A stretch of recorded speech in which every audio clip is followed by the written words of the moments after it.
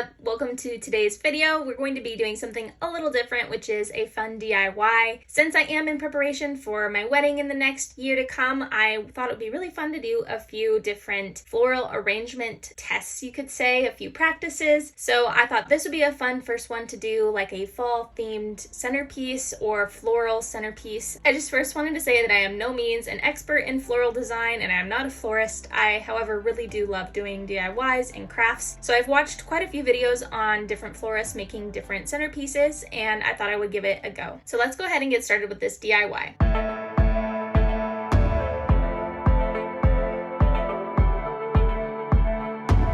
I did end up thrifting these bowls. I got them from Goodwill for about $5 a piece. I think that they're really beautiful. I'm not sure if I'm going to be using glass bowls like this at our wedding or not, but I thought they were good vessels to practice with. Okay, so what you're going to need is your bowl. You're going to need some flowers. I got these from Safeway and I thought they were perfect to practice with. You have that really pretty fall themed color, and then I have the silver dollar eucalyptus as well, which is really popular. You need your shears, and then if you're going to do more than one bowl, and you need your flower foam. This is wet flower foam, which I had soaking 20 minutes before. And then also you need your floral tape, which is optional. I did decide to tape over this floral foam to the container. You first want to pull apart your floral tape, which activates the adhesive, which I didn't know and I learned in videos that I watched, so maybe you learned something new too. I wasn't too picky about the floral tape showing at the end because this was mainly for transportation, so when I was giving it to my grandmother for her birthday, it did not spill over and stayed nice and tight.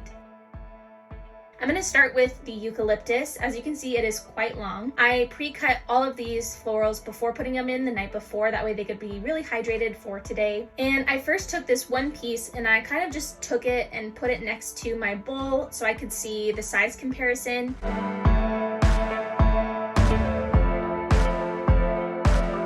This is obviously way too long to use, so I actually ended up cutting it and using it in multiple different strands, which ended up being a great use of the one bouquet of silver dollar eucalyptus that they had at Safeway. It's great to start with your greenery because it kind of sets a foundation of where you want to put the rest of your florals. And I personally just love the look of the draped greenery off the sides. I do want to experiment with more greenery, but for my first one, I thought this eucalyptus was a great start. Now I'm going to just continue to add the rest of the eucalyptus that I want to add into this piece. I am saving a little bit for the next one because I wanted to do this one and one smaller piece, so make sure you stick around to the end of this video so you can compare the two.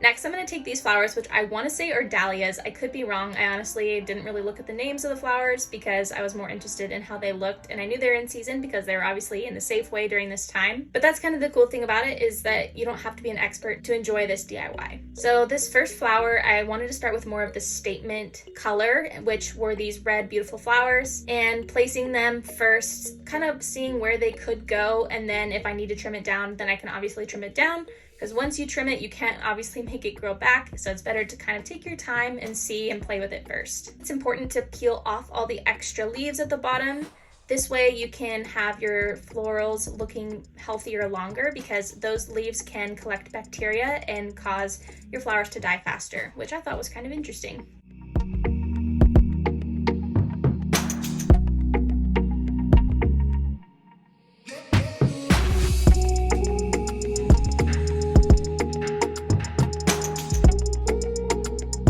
And don't be afraid to pick off any floral pieces that, again, are wilted or not presenting well, just to prolong the health of your piece. Another really cool aspect of the more natural organic centerpieces is that there's a lot more color blocking rather than really symmetrically separating all of the different colors, which is another thing that I thought was really, really cool.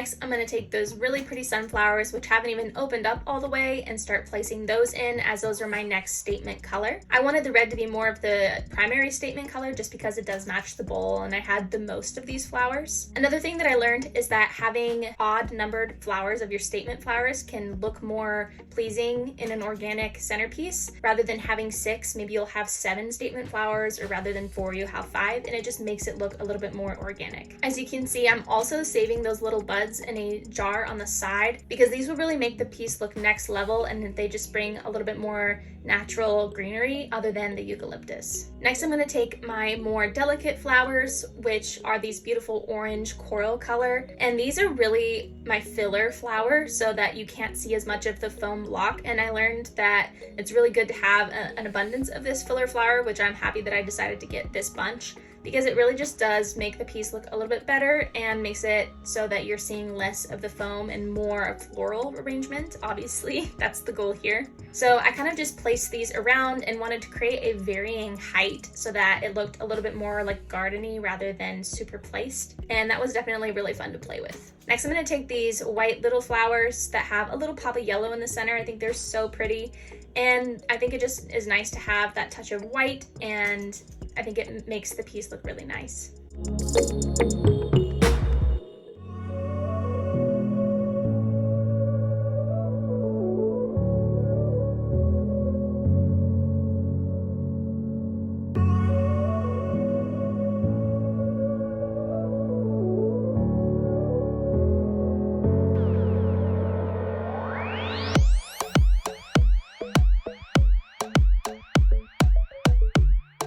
Now I'm going to take those pieces that I saved for later and place them in at the top just to kind of bring the piece up a little bit and have more varying in heights. I really personally like more of the organic centerpiece look. I'm not a super big fan of the very tight fit flowers. I kind of like a more natural garden feel to my floral arrangements. That's just my personal preference. Obviously, you can do whatever you'd like if you're trying this at home. So if things don't look absolutely perfect, it's honestly okay with me because it's kind of what I'm going for.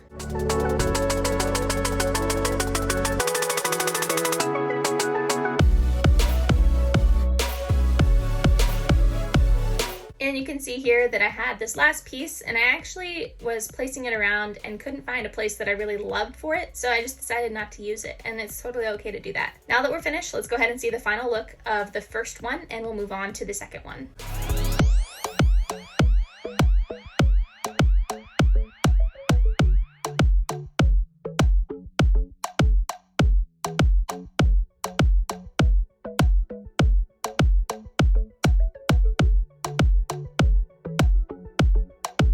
Now I have a much smaller vase that I found also at Goodwill, and I'm basically going to do the same exact thing that we did on the previous one. I was really curious what this one would look like versus the more oval bowl because I'm kind of still deciding if I like the more circular or oval. It was fun to play with the different shapes and styles. This one was a little bit more heavy with the eucalyptus just because the last one was more focused on the florals, and I had a little bit more greenery this time around since the piece was smaller. So that was kind of fun to see the differences, and I do want to play with more textures next time, but this was a really good first piece to start with.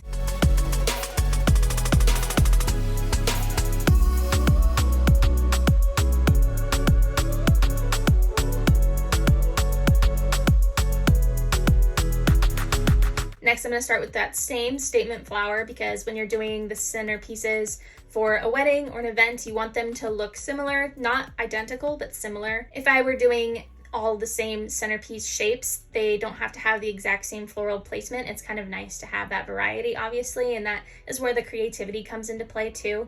It's really fun to place them and experiment and see what looks best. I do recommend not taking the floral stem out once you place it in the foam because you can kind of disintegrate the foam a little bit, so it's better to kind of move it around first before sticking it in the actual foam, and then once you've decided on a place, to put it all the way through. Now that you know the drill, I'm gonna go ahead and just keep the video rolling, and you can see the process once again just with a smaller vessel and focusing a little bit more on the greenery and filling in those gaps with the flowers and the varying heights and everything. And then after I'm done putting it together, I'll show you the final results.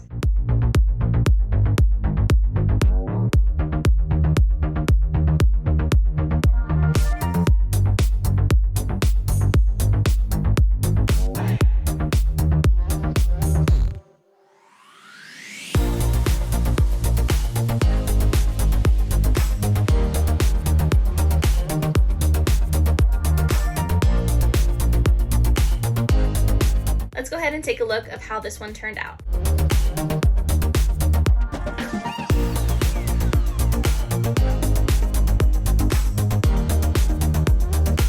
I would love to know which one was your favorite, if you liked the more oval, larger piece or more of the smaller, more dainty green piece. I would love to hear from you guys to see what you guys think, or if you want to see more of these videos, please let me know down in the comments. I have a whole wedding series, make sure to check that out up here. Don't forget, if you liked this video, to make sure you hit that like button. It would mean so much to me to help me grow my channel. And also hit that subscribe button if you want to join my friend group. It would mean so much to me. Thanks so much for hanging out with me and being a part of today's DIY. I hope to see you in another video real soon.